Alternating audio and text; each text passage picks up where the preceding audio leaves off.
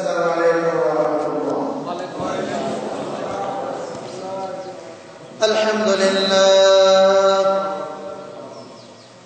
الحمد لله نحمده ونستعينه ونستغفره ونؤمن به ونتوكل عليه ونعوذ بالله من شرور أنفسنا ومن سيئات أعمالنا من يهده الله فلا مضل له ومن يضلله فلا هادي له ونشهد أن لا إله إلا الله وحده لا شريك له ونشهد أن سيدنا ونبينا وحبيبنا وطبيبنا وطبيب قلوبنا وأرواحنا ومولانا محمدا عبده ورسوله الذي أرسله بالحق بشيرا ونذيرا وداعيا إلى الله بإذنه وسراجا منيرا فقد قال الله سبحانه وتعالى في كلامه المجيد وفرقانه الحميد أعوذ بالله من الشيطان الرجيم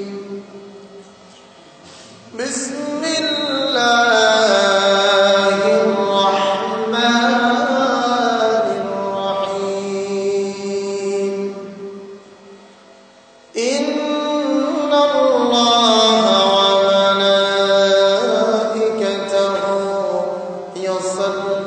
يصلون على النبي يا أيها الذين آمنوا صلوا عليه وسلموا تسليما اللهم صل على محمد وعلى آل محمد كما صليت على إبراهيم وعلى آل إبراهيم إنك حميد مجيد اللهم بارك على محمد وعلى آل محمد كما باركت على إبراهيم وعلى آل إبراهيم إنك حميد مجيد بلغ العلا بكماله كشف الدجى بجماله حسنت جميع خصاله صلوا عليه وآله لا إله إلا الله لا إله إلا الله لا إله إلا الله سبحان الله والحمد لله لا إله إلا الله سبحان الله والحمد لله لا إله إلا الله لا إله إلا الله محمد رسول الله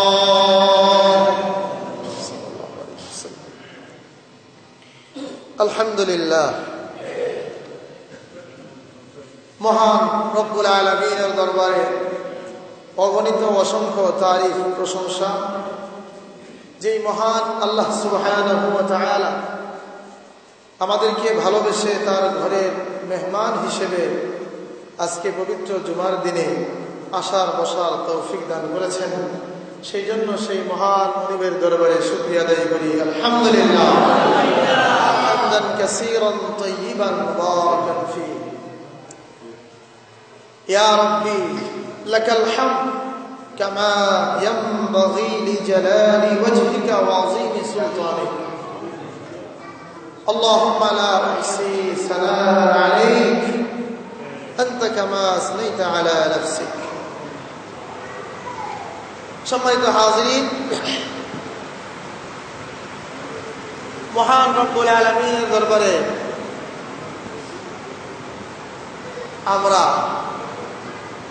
যদি শুকরিয়া আদায় করি কৃতজ্ঞতা জ্ঞাপন করি সারাটি জীবন তথাপিও আল্লাহ তার বান্দাবান্দীদের উপরে যে অনুগ্রহ যে ইহসান করেন সেই অনুগ্রহ সেই নিয়ামত এর শুকরিয়া আদায় করে কোনোদিনও আমরা শেষ করতে পারবো না।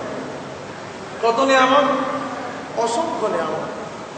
কোরআনে কারীমের মধ্যে আল্লাহ তাআলা বলেন ইন তাউদ্দু নি'মাতাল্লাহি লা তুহসুহা, যে আমি আল্লাহ তোমাদের প্রতি কত নিয়ামত দিয়েছি এগুলি তোমরা গণনা করে শেষ করতে পারো না।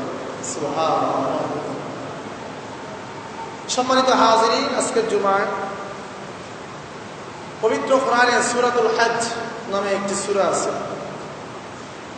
সূরা হজের প্রথম দুইটি আয়াত এবং আল্লাহর নবী সাল্লাল্লাহু আলাইহি ওয়াসাল্লামের অসংখ্য হাদিস থেকে একটি হাদিস নির্বাচন করেছি, যে হাদিসের মধ্যে বলা হয়েছে আল্লাহ রাব্বুল আলামিন কিয়ামতের ময়দানে 7 শ্রেণীর লোকদেরকে, যেদিন কোনো ছায়া থাকবে না আল্লাহর আরশের ছায়া ব্যতীত, সেই আল্লাহর আরশ সম্মানের প্রতীক, সেই আরশের নিচে আল্লাহ পাক 7 ধরনের 7 শ্রেণীর লোকদেরকে ছায়া দিবেন। কয় শ্রেণী? আল্লাহ রাব্বুল আলামিন যদি তৌফিক দান করেন 7 শ্রেণীর সব কিছু বলে শেষ করতে পারবো না, হয়তো একটি দুইটি আলোচনা আজকে শেষ করবো ইনশাআল্লাহ। সুবহানাকা লা ইলমা লানা ইল্লা মা আল্লামতানা ইন্নাকা আনতাল আলীমুল হাকীম। ইন উরিদু ইল্লা আল ইসলাহা মাসতাতা'তু ওয়া মা তাওফীকি ইল্লা বিল্লাহ আলাইহি তাওয়াক্কালতু ওয়া ইলাইহি উনীব। আল্লাহু রাব্বী আলাইহি তাওয়াক্কালতু ওয়া ইলাইহি উনীব। আলহামদুলিল্লাহ। আল্লাহ তাআলা পবিত্র কোরআনে 17 নম্বর পারায় 2টি সূরা আছে। একটি হলো সূরাতুল আম্বিয়া আর দ্বিতীয়টি হলো সূরাতুল হজ। এই সূরার মধ্যে হজের বিধিবিধান সম্পর্কে আলোচনা করা হয়েছে। শুরুতে যে আলোচনা করা হয়েছে, যে আয়াত দিয়ে এই সূরার আলোচনা শুরু করা হয়েছে, সেটা হলো কিয়ামতের ভয়াবহ অবস্থা। কিয়ামতের যে ভয়াবহ অবস্থা হবে,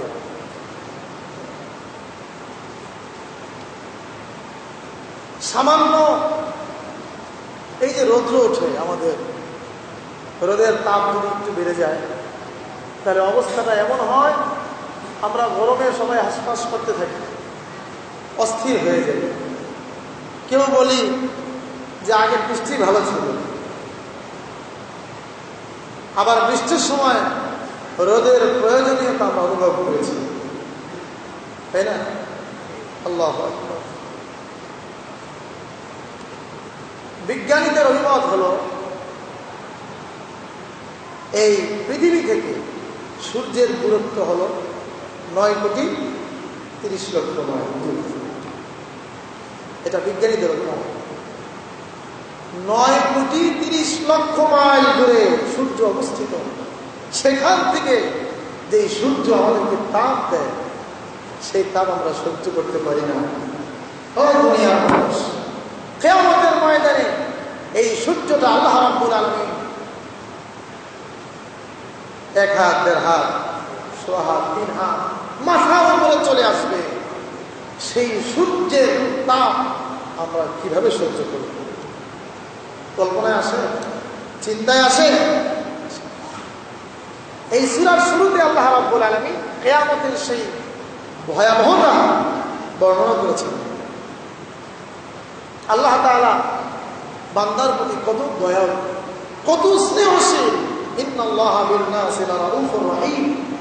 নিশ্চয়ই আল্লাহ মানুষের প্রতি অত্যন্ত অত্যন্ত স্নেহশীল। এই সূর্যকে আল্লাহ তাআলা 9,30,00,000 মাইল দূরে স্থাপন করেছেন। এই সূর্য যেখানে রয়েছে, পৃথিবীর বিজ্ঞানীরা বলেছে আল্লাহ রাব্বুল আলামিন এই সূর্যকে যেখানে স্থাপন করেছেন, সূর্যটা ওখান থেকে যদি কিছুটা নিচে নেমে আসে, সারা পৃথিবীর সব কিছু জ্বলে পুড়ে ভস্ম হয়ে যাবে। ওখান থেকে যদি কিছুটা নিচে নেমে আসে, যেখানে আল্লাহ তাআলা ফিট করেছেন সূর্যকে, সেখান থেকে যদি কিছুটা নিচে নেমে আসে, সমস্ত পৃথিবী জ্বলে পুড়ে ভস্ম হয়ে যাবে। আল্লাহ রাব্বুল আলামিন এই সূর্যকে যেখানে স্থাপন করেছেন, সেখান থেকে যদি কিছুটা উপরে চলে যায়, সমস্ত পৃথিবী শীতল হয়ে যাবে, বরফ হয়ে যাবে। সুবহানাল্লাহ। কার পুত্র? কে করে? আল্লাহ সুবহানাহু ওয়া তাআলা। আল্লাহর কুদরত সম্পর্কে আজকে আমরা বেমালুম হয়ে গেছি। আল্লাহর কুদরত সম্পর্কে কোনো খবর নাই। কত বড় কুদরতওয়ালা, কত বড় ক্ষমতাশীল, সমস্ত ক্ষমতা মহা ক্ষমতাধর কে? আল্লাহ রাব্বুল আলামিন চন্দ্রকে যেখানে স্থাপন করেছেন, আকাশের চাঁদটাকে যেখানে আল্লাহ রাব্বুল আলামিন স্থাপন করেছেন, ওই চাঁদটা যদি ওখান থেকে কিছুটা নিচে নেমে আসে, সমগ্র পৃথিবীর সমস্ত সমুদ্রের পানিগুলি ফুলে স্ফুত হয়ে সমস্ত পৃথিবী পানির তলায় চলে যাবে। সুবহানাল্লাহ বলতে চান? আজিব। সুবহানাল্লাহ বলবেন। সূর্য চন্দ্র যদি সেখান থেকে কিছুটা নিচে নেমে আসে, সমস্ত পৃথিবীর পানিগুলোই ফুলে, আমরা জানি জোয়ার ভাটা সাগরে, নদী চাঁদের সাথে সম্পৃক্ত কিনা? চাঁদের সাথে সম্পর্ক আছে না? সেখান থেকে যদি কিছুটা নিচে নেমে আসে, সমস্ত পৃথিবী পানির তলায় চলে যাবে। আল্লাহ রাব্বুল আলামিন এই চন্দ্রকে যেখানে স্থাপন করেছেন, সেখান থেকে যদি কিছুটা উপরে চলে যায়, চন্দ্রটা যেখানে স্থাপন করা আছে, এত সুন্দর আকাশের মধ্যে আল্লাহ রাব্বুল আলামিন একটি ডিম লাইট সৃষ্টি করেছেন। রাতের অন্ধকারে আকাশটা দেখতে ভালো লাগবে না। বান্দা, তুমি রাতের বেলায় যখন আকাশের দিকে তাকাবেন, দেখো কত স্নিগ্ধ আলো, কত সুন্দর ডিম লাইটের ব্যবস্থা আল্লাহ রাব্বুল আলামিন করে রেখেছেন। সুবহানাল্লাহ। ওই চন্দ্র যদি ওখান থেকে কিছুটা উপরে চলে যায়, পৃথিবীর বিজ্ঞানীরা বলেছেন চন্দ্রকে যেখানে স্থাপন করা হয়েছে, সেখান থেকে যদি কিছুটা উপরে চলে যায়, যদি এমন হয় যে উপরে চলে যায়, তাহলে সারা পৃথিবী মরুভূমি হয়ে যাবে। সমস্ত পৃথিবীর পানিগুলি শুকিয়ে যাবে, মরুভূমি হয়ে যাবে। কে করেন? কে করেন? আল্লাহ। তিনি আল্লাহ। আল্লাহ রাব্বুল আলামিন সেই মহান আল্লাহ, কত বড় কুদরতওয়ালা। একটানা 1.5 মাস পর্যন্ত যে আল্লাহ এই আসমান থেকে পানি বর্ষণ করেছেন। রমজানের শুরু থেকে শুরু হয়েছে, ঈদের পরে আরো 15-16 দিন, প্রায় 1.5 মাস মানে 2 মাস অনবরত আকাশ থেকে পানি ঝরছে। কে ঝরা? সেই আল্লাহ আকাশকে পরিষ্কার করে প্রচন্ড সেই আকাশ থেকে আবার রোদের তাপ দিচ্ছেন। পৃথিবীর কোন মানুষের পক্ষে সম্ভব? সম্ভব না। আল্লাহু আকবার। ভালো করে বুঝেন, ভালো করে স্বীকার করেন, পৃথিবীর কোন মানুষের পক্ষে সম্ভব না। পৃথিবীর কোন ক্ষমতাধর, কোন শক্তিশালী প্রেসিডেন্ট, বাদশার পক্ষে সম্ভব নয়। আমরা তো অনেকেই ক্ষমতার জোরে অনেকে অনেক কথা বলি, হ্যান করেনগে তেন করেনগে, কি লাঠি কি আন্দার মাসে করেনগে। তো এই যে আল্লাহ তাআলা অনবরত বৃষ্টি দিলেন, এই বৃষ্টির কারণে মানুষের কত দুর্ভোগ। এত ক্ষমতা তোমার, এত পাওয়ার তোমার, তাহলে পারলা না বৃষ্টিটা বন্ধ করতে? কই, কোথায় গেল তোমার ক্ষমতা? এত ক্ষমতা, এত বাহাদুরি, এত তাকাব্বুরি তোমার, এত অহংকার। 56,000 বর্গ মাইল নিয়ে তুমি এত বাহাদুরি করো, আসমানের বৃষ্টি থামাইতে পারো না? যে বৃষ্টি যেন না হয়, প্রয়োজন মতো বৃষ্টি নামাই দিবা, যখন প্রয়োজন হবে সূর্যের তাপ দিবা। কোথায় তোমার ক্ষমতা? সমগ্র পৃথিবীর সুপার পাওয়ার সেজে বসে আছো হোয়াইট হাউসে, তুমি পারো না বৃষ্টি থামাই দিতে?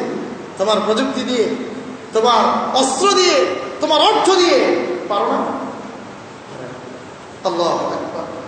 দেখেন আল্লাহ তাআলা পবিত্র কোরআনের সূরা আর রহমানের মধ্যে বলছেন, আল্লাহ রাব্বুল আলামিন আসমান থেকে বৃষ্টি বর্ষণ করেন, আবার আল্লাহর যখন ইচ্ছা হয় বৃষ্টি থামায়া দেন। পৃথিবীর কোনো মানুষের পক্ষে সম্ভব নয়। সুতরাং যেহেতু আল্লাহ আসমান থেকে পানি বর্ষণ করেন, আল্লাহ আবার আসমান থেকে সূর্য উঠান, সূর্যের তাপ দেন, আলো দেন আমাদের। সেই আল্লাহ ব্যর্থহীন ভাষায়, সেই মহান রব ব্যর্থহীন ভাষায় পবিত্র কোরআনে সূরা রহমানের মধ্যে বলেন, ইয়া মা'শারাল জিন্নি ওয়াল ইনসি ইন ইসতাতা'তুম আন তানফুযু মিন আহতারিস সামাওয়াতি ওয়াল আরদি ফানফুযু। আল্লাহু আকবার। আল্লাহ রাব্বুল আলামিন বলছেন, হে দুনিয়ার মানুষ, তোমরা যারা আমার উলুহিয়্যাতকে স্বীকার করছো না, আমার হুকুম আহকামের সামনে নিজের আনুগত্যকে প্রকাশ করো না, তোমাদেরকে আমি একটা চ্যালেঞ্জ ছেড়ে দিলাম, একটা আম ঘোষণা দিয়ে দিলাম। কি ঘোষণা? আমার জমিন, এই জমিনের মালিক কে? আল্লাহ। আসমানের মালিক আল্লাহ। আল্লাহ আল্লাহ আল্লাহ আল্লাহ, আল্লাহু আকবার। রব্বুনা রব্বুস সামাওয়াতি ওয়াল আরদ ওয়া মান ফীহিন। আসমান জমিন যা কিছু এর মধ্যে আছে সব কিছুর একচ্ছত্র মালিক আল্লাহ। সেই আল্লাহ বলছেন, যেহেতু এই জমিন আমার, এই আসমান আমার, এই আমার দেওয়া জমিনে তুমি হাঁটো, আমার দেওয়া জমিনে আমার নিয়ামতকে তুমি ভোগ করো, আমার আলো বাতাস তুমি ভোগ করো, আমার সবকিছুই আমার। আল্লাহ তাআলা পবিত্র কোরআনে সূরা লোকমানের মধ্যে বলেন, হাযা খালকুল্লাহি ফাআরুনি মাযা খালাকাল্লাযীনা মিন দুনি। আল্লাহ বলছেন, হাযা খালকুল্লাহ, এ সব কিছু আমার সৃষ্টি। সুবহানাল্লাহ, আল্লাহু আকবার। আল্লাহ বলছেন সবকিছু কার সৃষ্টি? হাযা খালকুল্লাহ, এ সব কিছু আমার সৃষ্টি। পৃথিবীতে যা কিছু দেখো সব আমার সৃষ্টি। তুমি তো বলবা, এই যে মাথার উপরে ফ্যান ঘুরতেছে, এটা কি আল্লাহ বানাইছেন? এটা তো বিজ্ঞানীরা বানাইছে। আসমানে প্লেন ওড়ে, উড়োজাহাজ উড়ে যায়, এটা কি আল্লাহ বানাইছেন? এটা তো বিজ্ঞানীরা বানাইছে। কি ভাই, বুঝে তো আসে না। আচ্ছা, প্লেন বানাইতে, ফ্যান বানাইতে, গাড়ি বানাইতে, কম্পিউটার বানাইতে যা কিছু লাগে, পৃথিবীতে যত আবিষ্কার দেখেন, ভালো করে বোঝেন, পৃথিবীতে যত আবিষ্কার দেখেন, সমস্ত আবিষ্কার, সেটা লোহার হোক, তামার হোক, দাস্তার হোক, স্বর্ণ হোক, রূপা হোক, অ্যালুমিনিয়াম হোক, যত কিছু দেখেন আবিষ্কার, একটা আছে আমরা গাছপালা তরুলতা, এটা বুঝি যে আল্লাহ সরাসরি সৃষ্টি। ঠিক। আবার কিছু আছে ভায়া, এই যে আমি সামনে কথা বলতেছি, মাইক, এবার মাইক্রোফোন, এটা তো আল্লাহ তাআলা সরাসরি সৃষ্টি করে নেই, ঠিক কিনা? কিন্তু এই সৃষ্টি, এই আবিষ্কারের যে মূল উপাদানগুলো, এগুলো কে সৃষ্টি করছে? সুবহানাল্লাহ বলবেন না? চিন্তা করছেন কোনোদিন? খালি তো চিন্তা করছেন। বিজ্ঞানীদের প্রশংসায় আপনি মাতুয়ারা হয়ে গেছেন। কত সুন্দর কম্পিউটার বানাইছে, মোবাইল বানাইছে, এত সুন্দর ব্যবস্থাপনা, পৃথিবীর যে কোনো প্রান্ত থেকে যে কোনো কারোর সাথে কথা বলা যায়, তার চিত্র দেখা যায়, ছবি দেখা যায়। কত সুন্দর আবিষ্কার বিজ্ঞানী। আরে প্রশংসা তো করতে হবে সেই আল্লাহ, যে আল্লাহ এই বিজ্ঞানীর মাথায় বুদ্ধি দিয়েছে। ওই বিজ্ঞানীকে কে সৃষ্টি করছে? আল্লাহ। সুবহানাল্লাহ বলবেন। আল্লাহ। মূল সৃষ্টি কার?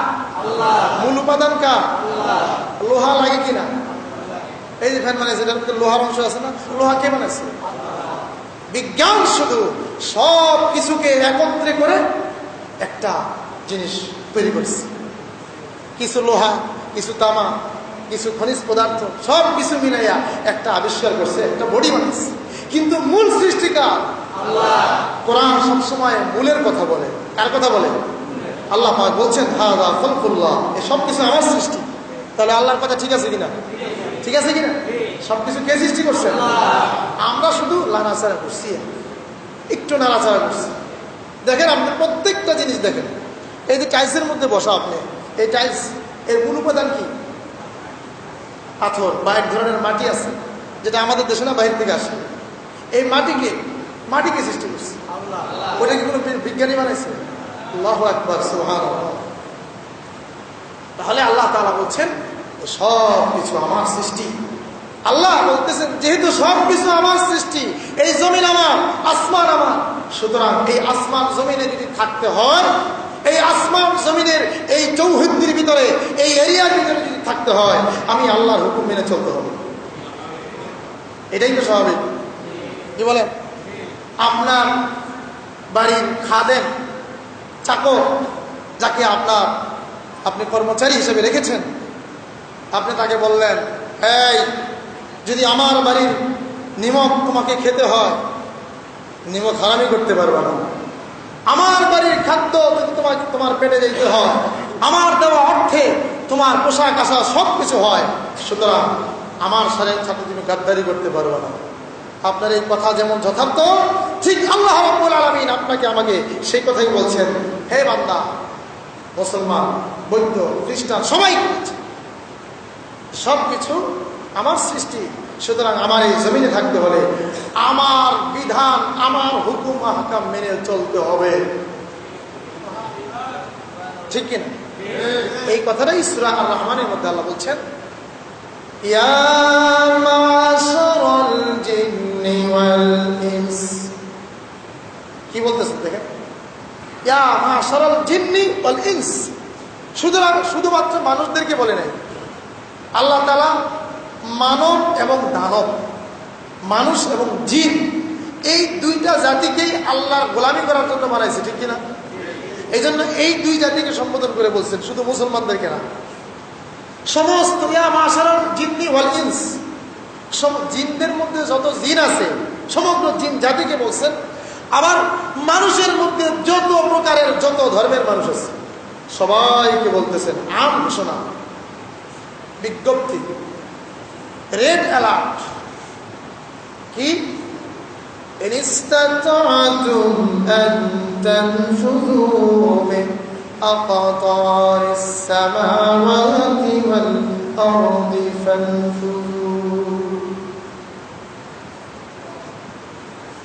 যদি আরো, হে মানুষ এবং জিন, কার কথা? কার ঘোষণা? এই সতর্কবাণী কার? আল্লাহ বলতেছেন, হে মানুষ এবং জিন, যদি পারো, যদি সম্ভব হয়, যদি তোমার পাওয়ার থাকে, ক্ষমতা থাকে, তাহলে আমার আসমান এবং আমার জমিন এই এরিয়ার ভিতর থেকে বাহিরে চলে যাবে। চিন্তা করছেন? কি করছেন? যদি সম্ভব হয়, আমার হুকুম মানবা না, আমার কথা মানবা না, আমার কথা শুনবা না, জমিন আমার, মাতব্বরি করবে তোমরা, আমার জমিনে আমি মাতব্বরি করবো, আমার হুকুম চলবে। এটা হলো আল্লাহর বিধান। সুতরাং আমার হুকুম যদি ভালো না লাগে, আমি আল্লাহকে যদি সিজদা করতে মনে না চাই, আমি আল্লাহকে যদি রব হিসাবে স্বীকার করতে তোমার ভালো না লাগে, তাহলে আমি তোমাদেরকে একটা সহজ পরামর্শ দেই, তোমরা আমার জমিন থেকে, আমার আসমান থেকে বাইরে চলে যাবো। আল্লাহ পাক বলছে, আমার আসমান, আমার জমিনের চৌহদ্দি থেকে তোমরা বাহিরে চলে যাও, বাহিরে চলে যাও। এই হলো আয়াতের একটা অংশ। আয়াতের শেষ অংশে আল্লাহ পাক আবার বলছেন লা তানফুযুনা ইল্লা বিসুলতান, লা তানফুযুনা ইল্লা বিসুলতান। আল্লাহ বলতেছে বাইরে যাও, আবার শেষে বলতেছে না, এটা তোমরা পারবা না। তোমাদের যতই পাওয়ার থাকুক, ক্ষমতা থাকুক, যতই মাতাপুরি, যতই বাহাদুরি করো তুমি, এই হ্যাডম তোমার নাই। ঠিক কিনা? আল্লাহ বলছেন লা তানফুযুনা ইল্লা বিসুলতান, আমার এই রাজত্ব, আমার এই এরিয়া থেকে তোমরা বাহিরে যেতে পারবে না। কারণ যেখানেই যাবে সেখানেই আমার আসমানের অস্তিত্ব দেখতে পাবে। পৃথিবীর যেখানেই যাবে সেখানে আমার জমিন পাবে, আমি আল্লাহর নিদর্শন সেখানে পাবে। সুতরাং আমার আসমান, আমার জমিনের বাহিরে যাওয়া, আমার রাজত্বের বাহিরে যাওয়া তোমাদের পক্ষে সম্ভব নয়। সুতরাং যেহেতু সম্ভব নয়, সুতরাং আমি মাওলার আনুগত্যকে স্বীকার করে নাও, সেটাই তোমার জন্য ভালো। কি বলেন? আল্লাহু আকবার। প্রাইম মিনিস্টার বলে দিলেন আমার রাষ্ট্রে এই এই আইন, এটা আমার রাষ্ট্রীয় আইন, যদি কারো ভালো না লাগে তাহলে সে যেন বাংলার বাহিরে চলে যায়, ইন্ডিয়া চলে যায়, অথবা অন্য কোনো দেশে চলে যায়, যাওয়ার সুযোগ আছে, আছে না? এই রাষ্ট্রের আইন যদি কারো মানতে ভালো না লাগে, সে যেন আমার রাষ্ট্রে না থাকে, আমার এই রাষ্ট্রের বাহিরে চলে যায়, যাওয়ার সুযোগও আছে। কিন্তু যে আল্লাহ আপনি কে আমাকে তার গোলাম হিসেবে বানিয়েছিলেন, সে আল্লাহ বলছেন যদি আমার আইন ভালো না লাগে বাইরে চলে যাও। আমরা কোথায় যাব? বলেন কোথায় যাব? যাওয়ার জায়গা আছে? আছে নাকি? শুধু মুসলমানদের জন্য? সবার জন্য। কারো জন্য যাওয়ার কোনো জায়গা নেই। সব জায়গায় আল্লাহর মুলকিয়ত, আল্লাহর সামঈয়াত, আল্লাহর বাসারিয়াত সব জায়গায় বিদ্যমান, আল্লাহর ইলম সব জায়গায় বিদ্যমান। তুমি যেখানেই যাও, মাটির নিচে যাও, আসমানের উপরে যাও, পানির তলে যাও, সব জায়গায় আমি আল্লাহ দেখি, শুনি। শুধু দেখি না, শুনি। শুধু শুনি না, দেখিও। সুবহানাল্লাহ বলুন। আল্লাহু আকবার। তিনি হলেন আমার আল্লাহ, তিনি হলেন আমাদের রব, তিনি হলেন আমাদের প্রভু। আল্লাহ, আল্লাহুস সামাদ, যার সমকক্ষ কেউ নাই। বাদিউস সামাওয়াতি ওয়াল আরদ, আসমান জমিন সব কিছুর আদি স্রষ্টা যিনি, তিনি হলেন আল্লাহ। আল্লাহ, সেই আল্লাহ আসমানকে বলেছেন ওয়াকিলা ইয়া আরদু বলঈ ওয়া ইয়া সামা। আসমানকে ঘোষণা করেছিলেন হযরত নূহ আলাইহিস সালামের প্লাবনের সময়। এই ঘটনা কোরআন শরীফের মধ্যে আছে। তো আমি কয়েকদিন যাবত এই বৃষ্টি আর এই রোদ, এই দুইটার নিয়ে চিন্তা করলাম যে আল্লাহ অনবরত বৃষ্টি দিলেন, সেই আল্লাহ আবার এই প্রচন্ড রোদ দিলেন। এটা তো আল্লাহর ক্ষমতা, কুদরত। মানুষকে আল্লাহ পাক শিক্ষা দিচ্ছেন, মানুষ তুমি একটু চিন্তা করো যে আল্লাহ পাক কি করতে পারে। নূহ আলাইহিস সালামের প্লাবন শুরু হলো, আসমান থেকে পানি পড়ে জমিন থেকে পানি হলো, সমগ্র পৃথিবী তলায় গেল। সবাই আমরা ইতিহাস জানি। থামলো কিভাবে থামলো? আল্লাহর হুকুমে। কি হুকুম? ওয়াকিলা ইয়া আরদু বলঈ মা ওয়া ইয়া সামাউ ওয়াগীদাল মাউ ওয়া কুদিয়াল আমর। আল্লাহ তাআলা ওয়াকিলা ইয়া আরদু বলঈ মাআকি, জমিনকে আদেশ করলেন, হে জমিন তুমি তোমার পানিকে চুষে নাও। সুবহানাল্লাহ। জমিনকে কি বললেন?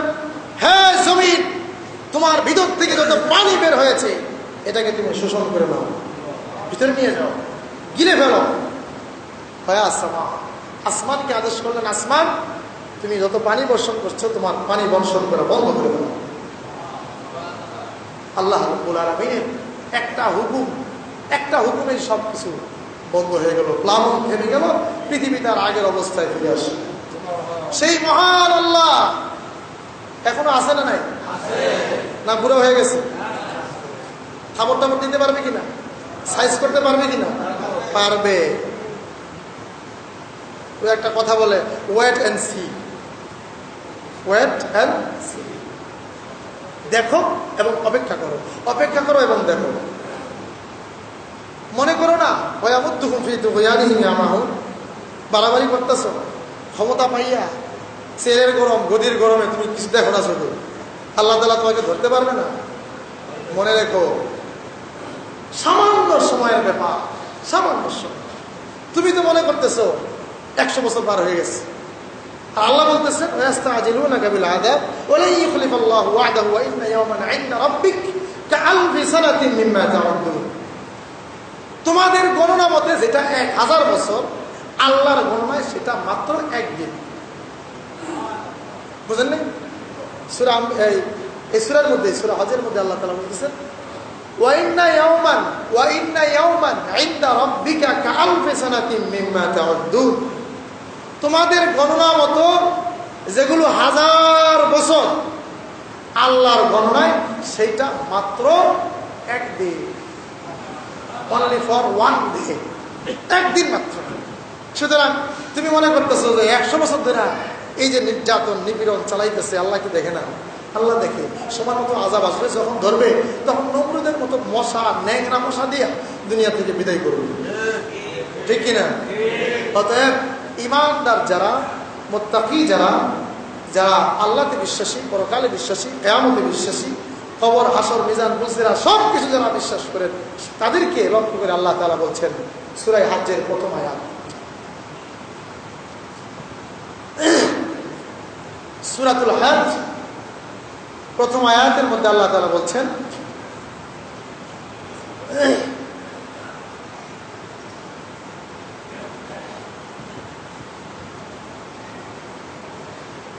আলহামদুলিল্লাহ, আল্লাহ রাব্বুল আলামিন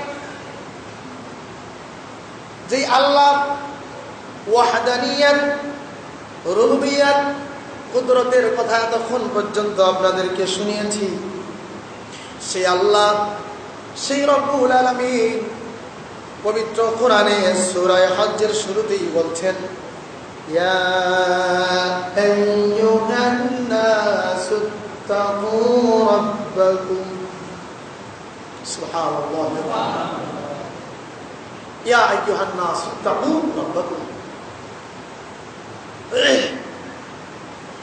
এতক্ষণ পর্যন্ত যে আল্লাহর কুদরতের কথা শুনেছ, ও আমার ভাইয়েরা, আমার যুবক ভাইয়েরা, আমার বৃদ্ধ বাবারা, মা বোনেরা, যে রব্বুল আলামিনের কুদরতের কথা তখন পর্যন্ত বললাম, সেই আল্লাহ পাক বলছেন ইয়া আইয়ুহান নাসু তাকু রাব্বাকুম, হে দুনিয়ার মানুষ, ইত্তাকু রাব্বাকুম, তোমরা তোমাদের রবকে ভয় করো। কাকে ভয় করো? কাকে? কোরআন শরীফের মধ্যে এই আয়াত, এই ধরনের আয়াত অনেক জায়গায় আছে। কোন জায়গায় আল্লাহ বলে নাই, কোন জায়গায় আল্লাহ বলে নাই দুনিয়ার কোন পরাশক্তিকে ভয় করো। ভয় করবো কাকে? একমাত্র আল্লাহকে। ভয় একমাত্র আল্লাহকে। আল্লাহ তাআলা বলছেন ইত্তাকু রাব্বাকুম, তোমরা তোমাদের রবকে ভয় করো। কাকে? আল্লাহকে ভয় করো। সম্বোধনটা কাকে করছেন? ইয়া আইয়ুহাল মুসলিমু ইত্তাকু রাব্বাকুম, এমন কথা বলে নেই। কথা বুঝে আসছে? নাস শব্দের অর্থ কি? মানুষ। মানুষ বলতে কি বোঝায়? শুধু মুসলমান? যত মানুষ পৃথিবীতে আছে সবাইকে সম্বোধন করে আল্লাহ বলছেন ইত্তাকু রাব্বাকুম, তোমরা তোমাদের রবকে ভয় করো। ইন্না যালজালাতাস সাআতি শাইউন আযীম, নিশ্চয় কিয়ামতের প্রকম্পন, জালজালা, আরেকটা সূরা আছে সূরাতুল জিলজাল, ইযা যুলজিলাতিল আরদু জিলজালাহা, ওখানে একই শব্দ ব্যবহার করা হয়েছে। ইন্না যালজালাতাস সাআতি শাইউন আযীম, নিশ্চয়ই কিয়ামতের প্রকম্পন এটা একটা বিরাট বিষয়, বড় ডেঞ্জারাস বিষয়, বড় খতরনাক বিষয়। ভয়াবহ একটা বিষয়, অনেক ভয়াবহ একটা বিষয় কিয়ামতের প্রকম্প। প্রথমে হেডলাইন শিরোনাম দিলেন যে কিয়ামতের প্রকম্পন একটা ভয়ঙ্কর, খুব মারাত্মক একটা বিষয়, অনেক বড় একটা বিষয়। এরপরে আয়াতের মধ্যে আল্লাহ তাআলা কিছু বর্ণনা, নমুনা তুলে ধরছেন। ইয়াউমা তারাউনাহা তাযহালু কুল্লু মুরদিআতিন আম্মা আরদাআত ওয়া তাদউ কুল্লু যাতি হামলিন হামলাহা ওয়া তারান-নাসা সুকারা ওয়া মা হুম বিসুকারা ওয়ালাকিন্না আযাবাল্লাহি শাদীদ। আল্লাহু আকবার। ইয়াউমা তারাউনাহা তাযহালু কুল্লু মুরদিআতিন আম্মা আরদাআত ওয়া তাদউ কুল্লু যাতি হামলিন হামলাহা ওয়া তারান-নাসা সুকারা ওয়া মা হুম বিসুকারা ওয়ালাকিন্না আযাবাল্লাহি শাদীদ। আল্লাহ রাব্বুল আলামিন বলছেন, সেদিন কিয়ামতের ভয়াবহতাকে তোমরা তোমাদের রবকে ভয় করো, আল্লাহকে ভয় করো। কিয়ামতের বিষয় একটা ভয়ঙ্কর বিষয়, অনেক বড় বিষয়। ইয়াউমা তারাউনাহা তাযহালু কুল্লু মুরদিআতিন আম্মা আরদাআত ওয়া তাদউ কুল্লু যাতি হামলিন হামলাহা। ইয়াউমা তারাউনাহা, সেদিন দেখবেন মানুষ যখন কিয়ামতের অবস্থা যখন সূচনা হয়ে যাবে, সিংহায় যখন ফু দেওয়া হবে, আসমানটা ভেঙে পড়বে, জমিন পাহাড়গুলো তুলার মতো উঠতে থাকবে, জমিনটা শুকিয়ে যাবে, জমিনটা শুকিয়ে তামা হয়ে যাবে, মানুষ সেখানে দাঁড়াতে অসম্ভব হয়ে যাবে। সেখানে দেখবেন মানুষগুলি এমন অবস্থা হয়ে গেছে, দুগ্ধজাত মহিলা তার সন্তানকে ভুলে যাবে, গর্ভধারিণী মহিলা তার পেটের সন্তানকে গর্ভপাত হয়ে যাবে। এমন না যে 10 মাস হয়েছে, 8 মাস, 6 মাস হয়েছে, গর্ভধারিণী মহিলা যে অবস্থায় থাকুক না কেন, সঙ্গে সঙ্গে সন্তান প্রসব হয়ে যাবে। আর যেই মা তার সন্তানকে দুগ্ধ পান করান, সেই দুগ্ধদানকারী, দুধ পান করনেওয়ালা মহিলা তার সন্তানদেরকে ভুলে যাবে। মানুষগুলোকে দেখবেন ওয়াতারান্নাসা সুকারা, মানুষগুলোকে আপনি দেখবেন মাতাল। কি দেখবেন? মাতাল হলে পরে মানুষ যেমন তার হুঁশ থাকে না, সেন্স থাকে না, থাকে নাকি? মাতাল হয় কি করলে? মাদক দ্রব্য সেবন করবে। আচ্ছা, কোন মুসলমান কি মাদক সেবন করতে পারে? এখানে আমরা আরেকটা কথা বলে দিতে হয়, জরুরি মাসালা। কোন মুসলমান কি মাদক সেবন করতে পারে? সবাই বলে নেই। তার মানে এখানে ইখতিলাফ আছে, কেউ কারো পক্ষে করে তো। তার মানে বোঝা গেল সবাই যেহেতু একসাথে একমত না এই কথার উপরে, তার মানে বোঝা গেল মুসলমানও মাদক সেবন করেনি। আমাদের দেশে যত মাদক দ্রব্য বিক্রি হয়, মদ বলেন, হেরোইন বলেন, এরপরে কি জানি বাবা নাকি ইয়াবা, যাই হোক বাবাটা যা আছে, তো এই যে যত মাদক দ্রব্য আছে এগুলো বিক্রি করে কারা? বলেন তো, কারা বিক্রি করে? মুসলমানরা বেচে। তাহলে মুসলমানরা যেহেতু বেচে, বিক্রি করে, এদেশে মুসলমানের সংখ্যা বেশি, তো মুসলমানরা তো আর খায় না, খায় এলো হিন্দুরা। কারা খায়? আল্লাহ। আমি সেই যুবকদেরকে উদ্দেশ্য করে বয়ান করবো আজকের হাদিস, আমার যে আলোচ্য বিষয় সামনে আসতেছে, আমি আজকে হয়তো শেষ করতে পারবো না। আমার যুবক ভাইদের জন্য গুরুত্বপূর্ণ নসিহত, ধারাবাহিক চলবে। যদি আজকে সেই পর্যন্ত যেতে না পারি, আগামী সপ্তাহে ইনশাআল্লাহ। আল্লাহ রাব্বুল আলামিন কোরআনে কারীমের মধ্যে বলেন, ওয়াতারান্নাসা সুকারা, মানুষগুলোকে দেখবেন আপনি মাতাল। ও মুসলমান, কোন মুসলমান মাদক দ্রব্য সেবন করতে পারে না। মদ পান করা আর শুকরের গোশত খাওয়া সমান। আচ্ছা, কোনো মুসলমানের সামনে যদি শুকরের গোশত দেওয়া হয়, খাবে? একজন মাদক সেবী তার সামনে দেওয়া হলে সেও খাবে না। অথচ সে কিন্তু মদের বোতল, হায়রে বোতল, নেশার বোতল আছে কিনা? আস্তাগফিরুল্লাহল আযীম। সবাই আস্তাগফিরুল্লাহ পড়ে। আস্তাগফিরুল্লাহল আযীম। কোন মুসলমান মাদক দ্রব্য সেবন করতে পারে না। কারণ আমার এই কথা একটু ব্যাখ্যা করলে বুঝবেন। কারণ মানুষ যখন হারাম কাজ করে তখন তার ভিতরে ঈমান থাকে না, তার মানে সে বেঈমান হয়ে যায়।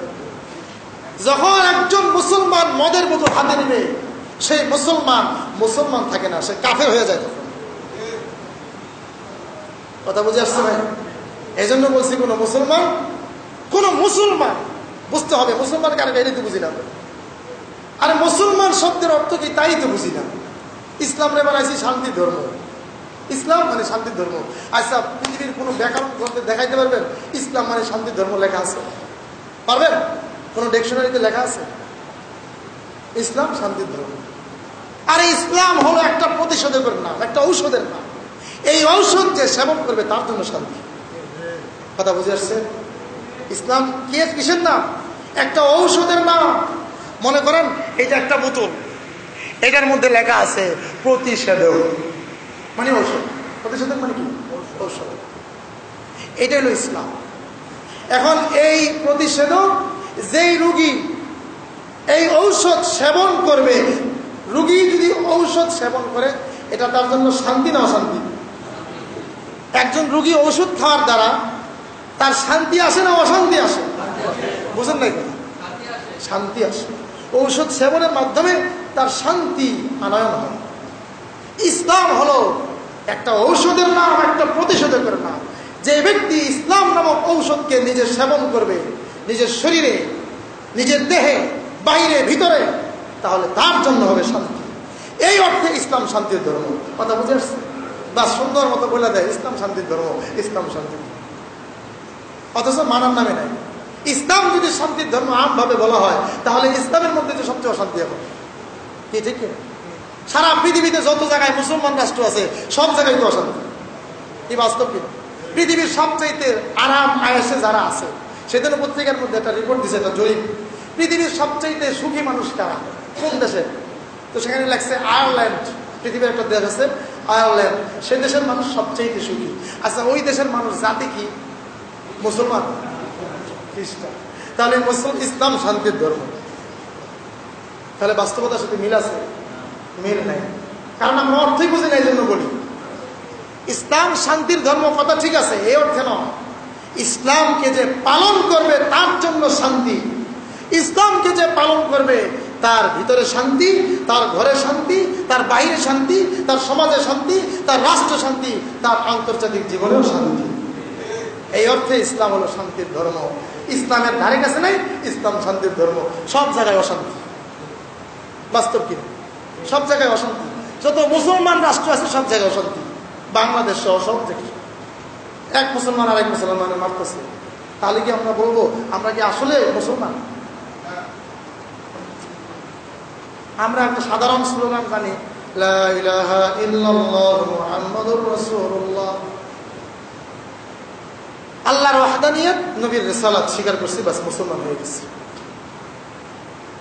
প্রিয় ভাইয়েরা আমার, প্রিয় মুসলমান ভাইয়েরা, যুবক ভাইয়েরা, বুঝেন, যদি লা ইলাহা ইল্লাল্লাহ মুহাম্মাদুর রাসূলুল্লাহ এতটুকু বলার কারণে ইকরার বিল লিসান তাসদীক বিল জিনান, এই দুইটার সমন্বয়ের কারণেই যদি শুধু মুসলমান হতো, প্রকৃত মুসলমান হওয়া যেত, তাহলে নবীর যুগের মুনাফিকরাও মুসলমান হতো। আর নবীর যুগের যত কাফের মুশরিক ছিল তারাও লা ইলাহা ইল্লাল্লাহকে মেনে নিত। যদি এতটুকু বলার দ্বারাও যথেষ্ট হতো, যে শুধু এতটুকু বললেই চললো লা ইলাহা ইল্লাল্লাহ মুহাম্মাদুর রাসূলুল্লাহ, আর কিছু লাগবে না, তাহলে কাফেররাও, আমার মনে হয় কাফেররাও তাহলে এই কালিমা মুখ দিয়ে উচ্চারণ করতো। বাংলাদেশেও, আমাদের দেশেও অনেক হিন্দু মুসলমান, হিন্দু বেধর্মী, তাদেরকে যদি বলে না কলেমা কদম লা ইলাহা ইল্লাল্লাহ মুহাম্মাদুর রাসূলুল্লাহ, কয় কিনা? এতটুকু বলার দ্বারা কি কাফি যথেষ্ট? বলেন একজন হিন্দু যদি বলে লা ইলাহা ইল্লাল্লাহ মুহাম্মাদুর রাসূলুল্লাহ, একে মুসলমান হয়ে গেছে? তার মানে বলার উদ্দেশ্য হলো শুধু এতটুকু বলার দ্বারা যথেষ্ট নয়। যদি যথেষ্ট হতো তাহলে নবীর যুগের সমস্ত কামের মুশরিকরাও এতটুকু বলে নবীর সাথে আতাত করত, তাহলে আর কোনো সংঘর্ষ হতো না, যুদ্ধ জিহাদ কোনো কিছুরই প্রয়োজন ছিল না। কারণ তারাও বুঝত লা ইলাহা ইল্লাল্লাহর মানে এখন আমাদের আর কোনো মাতবরি চলবে না। মানে কি, যদি মুহাম্মাদের এই কালেমা মাইনা নেই তাহলে আমাদের কর্তৃত্ব, আমাদের রাজত্ব, আমাদের নেতৃত্ব সব যাবে, সব যাবে। নেতৃত্ব চলবে মুহাম্মাদের রবের, তার হুকুম চলবে। কি ভাই বুঝছেন কথা? বুঝতেছে? আমরা কিন্তু এইসব বিষয় অনেকে বুঝতেই চাই না, বুঝিও না, মাথায় ঢুকেই না। শুধু লা ইলাহা ইল্লাল্লাহ বলার দ্বারা মুসলমান কাফি না, এটা ইমানের একটা স্বীকৃতি মাত্র। তবে এটা ছাড়াও কিন্তু ইমান কমপ্লিট না। কথা বলছেন? কেউ যদি ইসলামের মুসলমানদের সমস্ত বিধিবিধান মানে কিন্তু লা ইলাহা ইল্লাল্লাহ বলে না, তাহলে কি হবে? হবে না। এটা হলো মৌখিক একটা স্বীকৃতি, এটার দ্বারা যথেষ্ট নয়, এটার দ্বারা যথেষ্ট নয়। যাই হোক, মুসলমান মাদক সেবন করতে পারে না। আল্লাহ তাআলা বলছেন ওয়াতারান নাসা সুকারা, মানুষকে আপনি দেখবেন মাতাল। ওয়া মা হুম বিসুকারা ওয়ালাকিন্না আযাবাল্লাহি শাদীদ। মানুষগুলোকে দেখবেন আপনি মাতাল হয়ে আছে কিয়ামতের সময়, যখন কিয়ামতের জালজালা শুরু হয়ে যাবে। ওয়া মা হুম বিসুকারা, আসলে তারা মাতাল না। কি, কেন এমন, কেন অবস্থাটা এমন কেন? ওয়ালাকিন্না আযাবাল্লাহি শাদীদ, আল্লাহর ভয়াবহ এই আযাব, এই দৃশ্য দেখে মানুষগুলো মাতাল হয়ে যাবে। প্রকৃত অর্থে তারা মাতাল। মাদক পান করলে যেই মাতাল হয় এই মাতাল না, আল্লাহর ভয়ে তারা বেহুশ হয়ে যাবে। কথা বুঝে আসছে? وعن أبي هريرة رضي الله تعالى عنه قال قال رسول الله صلى الله عليه وسلم سبعة يظلهم الله في ظله يوم لا ظل إلا ظله। হযরত আবু হুরায়রা, নাম শুনছেন তো?